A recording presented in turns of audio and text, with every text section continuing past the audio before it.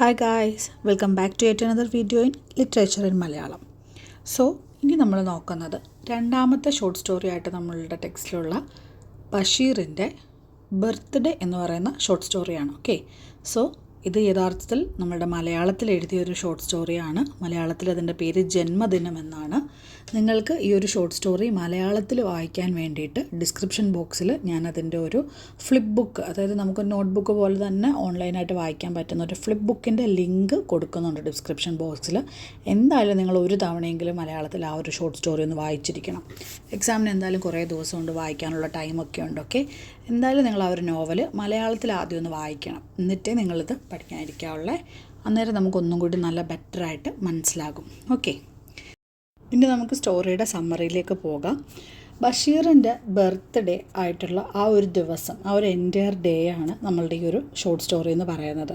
Instead of celebration ഒക്കെ പകരം ഒരു വളരെ ഹങ്കറിലൂടെയും ഡെപ്റ്റുള്ളയും ഒരു ഗ്രൂവറിലായിട്ടുള്ള സ്ട്രഗിളിങ്ങിലൂടെ കടന്നു പോകുന്ന ഒരു ദിവസമാണ് അദ്ദേഹത്തിൻ്റെ ഈ ഒരു ബർത്ത്ഡേ എന്ന് പറയുന്നത്. ബർത്ത്ഡേയുടെ ഡേറ്റ് എന്ന് പറയുന്നത് 8th മകരം എന്നാണ്.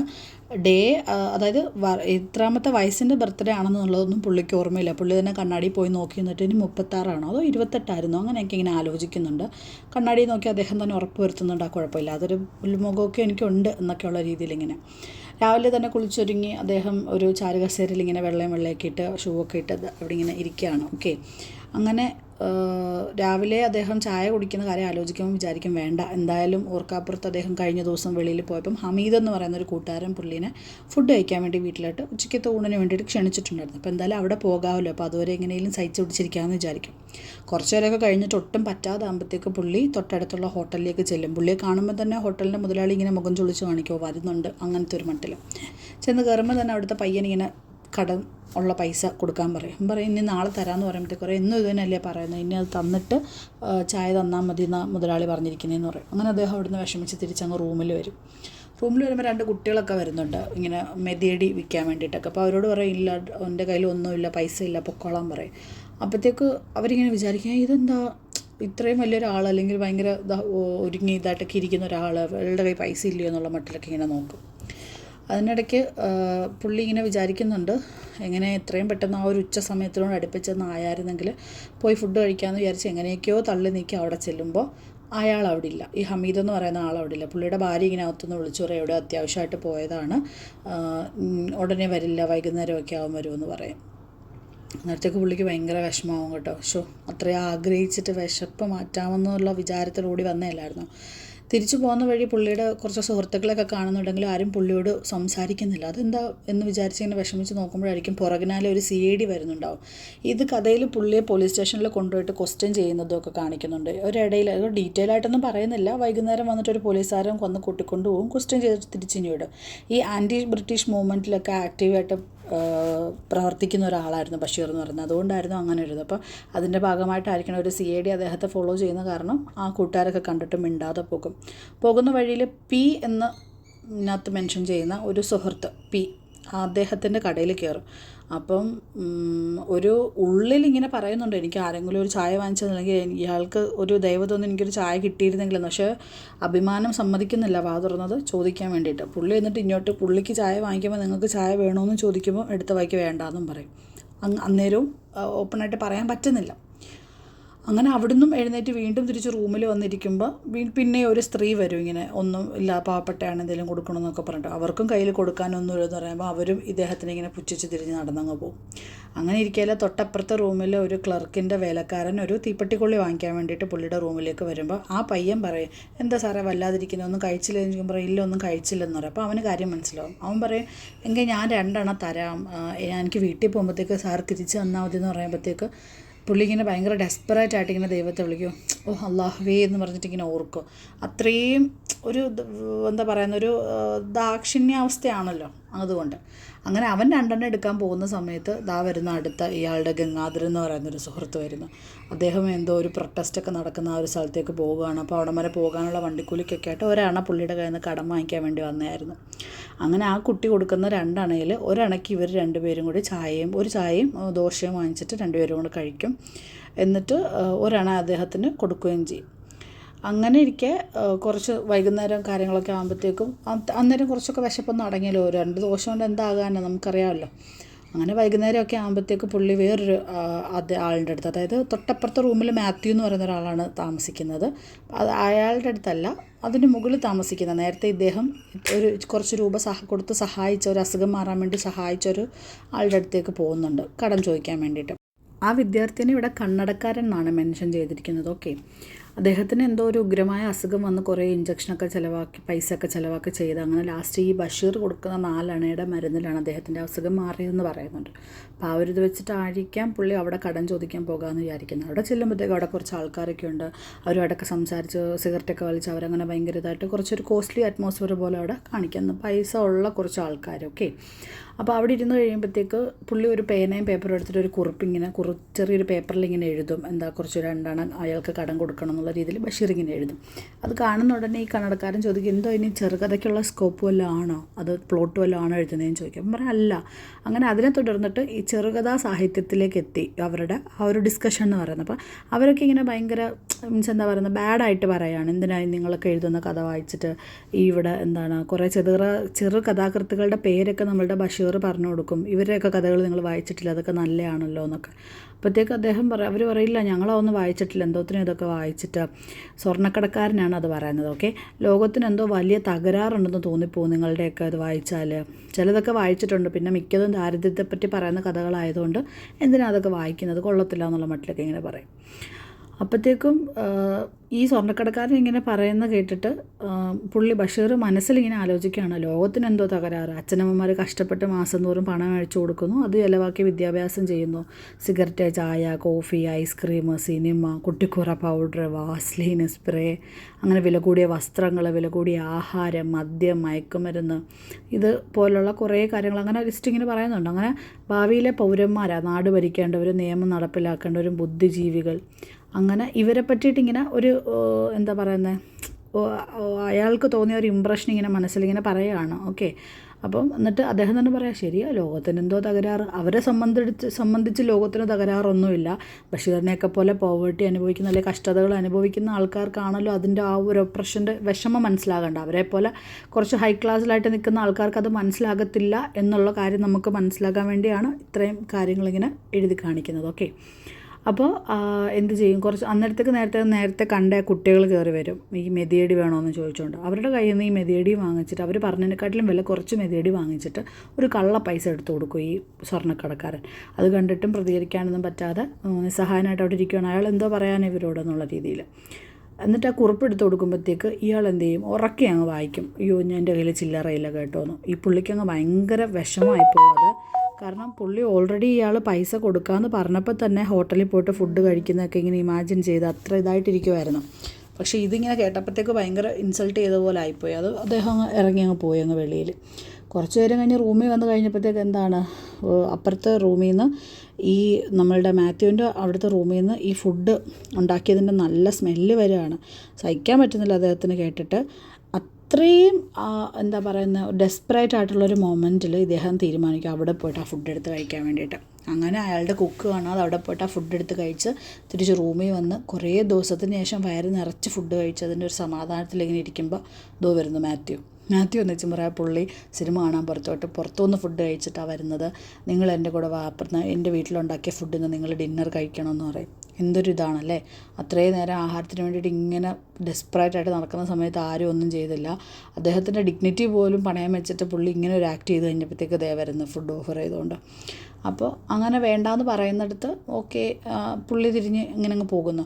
അങ്ങനെയാണ് ഈ ഒരു സ്റ്റോറി എൻഡ് ചെയ്യുന്നത്. ഓക്കെ, സോ ഈ ഒരു സ്റ്റോറി എന്ന് വെച്ചാൽ ബഷീർ കുറേ ദിവസത്തിന് ശേഷം ഫുള്ളി ഒരു സ്റ്റൊമക്കായിട്ട് വളരെ സംതൃപ്തിയായിട്ട് ഇരിക്കുന്നിടത്താണെങ്കിൽ പോലും ഒരു റിയലൈസേഷനിലാണ് സ്റ്റോറി എൻഡ് ചെയ്യുന്നത്. എന്ത്, hunger is the ultimate truth of human existence എന്ന്. അതായത് നമുക്കുണ്ടാകുന്ന ഡിഗ്നിറ്റിയെയും ഐഡിയോളജീസിനെയും അല്ലെങ്കിൽ ആദർശങ്ങളെയൊക്കെ വലിച്ചു കീറിക്കളയാൻ കേപ്പബിൾ ആയിട്ടുള്ളൊരു സാധനമാണ് ഹങ്കർ എന്ന് പറയുന്നത് എന്നുള്ളൊരു റിയലൈസേഷനിലാണ് ഈ സ്റ്റോറി എൻഡ് ചെയ്യുന്നത്. ഓക്കെ, ഇനി നമുക്ക് ഇമ്പോർട്ടൻ്റ് ആയിട്ടുള്ള ക്വസ്റ്റ്യൻസിലേക്ക് പോകാം.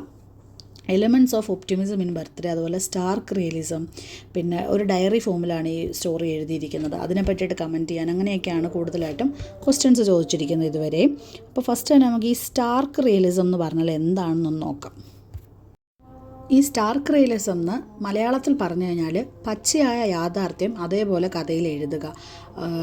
റൊമാൻറ്റിസൈസ് ചെയ്തിട്ടോ ബ്യൂട്ടിഫൈ ചെയ്തിട്ടോ അല്ലെങ്കിൽ സോഫ്റ്റനാക്കിയിട്ടോ ഒന്നും എഴുതാതെ ഇമോഷൻസ് എന്താണോ അല്ലെങ്കിൽ എന്താണോ സത്യാവസ്ഥ അത് അതേപോലെ എഴുതുന്നതിനാണ്, ഹാർഷായിട്ടുള്ള ട്രൂത്തിനെ വളരെ പ്ലെയിനായിട്ട് എഴുതുന്നതിനാണ് നമ്മൾ സ്റ്റാർക്ക് റിയലിസം എന്ന് പറയുന്നത്. ഈ കഥയിൽ സ്റ്റാർക്ക് റിയലിസം വളരെയധികം ഉണ്ട്. കാരണം ഹങ്കറിനെ ഫിസിക്കൽ പെയിനായിട്ട് തന്നെ കാണിക്കുന്നുണ്ട്. എംപ്റ്റി സ്റ്റൊമക്ക്, വീക്ക്നെസ്, ഡെസ്പറേഷൻ, ഇതൊക്കെ കാണിക്കുന്നുണ്ട്. പോവേർട്ടീനെ ഒരിക്കലും റൊമാൻറ്റിസൈസ് ചെയ്യുന്നില്ല. ആൾക്കാരെ അത് നോബിളാക്കും, വളരെ താഴ്മയോടെ, അങ്ങനെയല്ല. അത് നമ്മളുടെ ഡിഗ്നിറ്റിയെ ഡിസ്ട്രോയ് ചെയ്യാൻ വളരെ ഈ വിശപ്പിന് പറ്റുമെന്നുള്ള കാര്യം വളരെ റിയലായിട്ട് ഇവിടെ എഴുതി കാണിക്കുന്നുണ്ട് അല്ലേ. ഒരു കാമായിട്ട് ഫ്ലാറ്റായിട്ടുള്ള ടോണിലാണ് ഈ സ്റ്റാർക്ക് റിയലിസത്തിലുള്ള സ്റ്റോറീസ് പോവുക. അതിനാണ് നമ്മൾ സ്റ്റാർക്ക് റിയലിസം എന്ന് ചോദിച്ചിരിക്കുന്നത്. ഇവിടെ ഓക്കെ, ഫസ്റ്റ് തന്നെ നമുക്ക് ഈ ഒരു സ്റ്റോറി ചോദിച്ചു തന്നെ എഴുതാൻ പറ്റുന്ന ഒരു ഇൻട്രൊഡക്ഷനാണ് കൊടുത്തിരിക്കുന്നത്. ഈ വൈക്കം മുഹമ്മദ് ബഷീറിൻ്റെ ബർത്ത്ഡേ എന്ന് പറയുന്ന ഷോർട്ട് സ്റ്റോറി എങ്ങനെയാണ് പോവേർട്ടിയിലൂടെയും ഹങ്കറിലൂടെയും സോഷ്യൽ ഇൻഡഫറൻസിലൂടെയും ഒരു ലൈഫിനെ ഷേപ്പ് ചെയ്തെടുത്തിരിക്കുന്നത് എന്നുള്ളൊരു ട്രൂത്ത്ഫുൾ പിക്ചറാണ് കൊടുക്കുന്നതെന്നാണ് പറയുന്നത്. ഓക്കെ, ഈ സ്റ്റോറി എന്ന് പറയുന്നത് വളരെ സിമ്പിളായിട്ടൊരു ഡയറി ലൈക്ക് ഫോമിലാണ് എഴുതിയിരിക്കുന്നത് സ്റ്റാർക്ക് റിയലിസത്തിൽ. Typical of Basheer's early writing എന്ന് പറയുന്ന പുള്ളിയുടെ തുടക്കകാലത്തുള്ള എല്ലാ കഥകളും ഈ സ്റ്റാർക്ക് റിയലിസത്തിന് ബേസ് ചെയ്തെന്നാണ് പറയുന്നത്. ഓക്കെ, ഓൾസോ ഇതിനോടൊപ്പം തന്നെ ഒരു ക്വയറ്റ് എലമെൻറ്റ് ഓഫ് ഒപ്റ്റിമിസം, അതായത് സെലിബ്രേഷനിലല്ല സർവൈവലിലാണ് കാര്യം എന്ന് റൂട്ട് ചെയ്യുന്ന രീതിയിൽ ഒരു ശുഭാപ്തി വിശ്വാസത്തിൽ എഴുതിയൊരു കഥ പോലെയാണ്. ഓക്കെ, ഇനി സ്റ്റാർക്ക് റിയലിസത്തിനെ പറ്റി സ്പെസിഫൈ ചെയ്ത് എന്താ നമുക്ക് എഴുതാൻ പറ്റുന്നത്?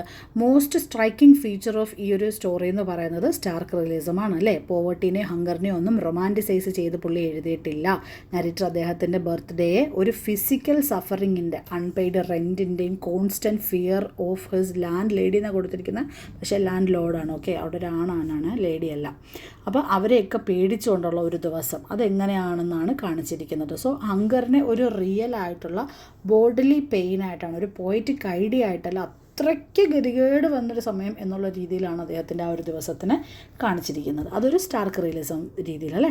So then Basheer also shows how poverty affect morality. അതുവരെയുള്ള മോറൽ വാല്യൂസിനെയൊക്കെ എങ്ങനെയാണ് എന്നുള്ളത് അത് മാറ്റിമറിക്കാൻ പറ്റുന്നത്. ആ ഒരു കൗണ്ടർ ഫിറ്റ് കോയിൻ്റെ എപ്പിസോഡിൽ, അതായത് മറ്റേ ആളെ കള്ളപ്പണം കൊടുത്തപ്പോൾ അദ്ദേഹത്തിന് വേണമെങ്കിൽ പ്രതികരിക്കാമായിരുന്നു. പക്ഷേ the hunger pushes the narrator to act against his own values എന്ന്. അതുപോലെ തന്നെ there is no dramatic language or emotional exaggeration ഒന്നുമില്ല. എന്താണോ ഫീൽ ചെയ്യുന്നത് അത് അതുപോലെ തന്നെ എഴുതിയിരിക്കുന്നത്. അതാണ് സ്റ്റാർക്ക് റിയലിസം എന്ന് പറയുന്നത്.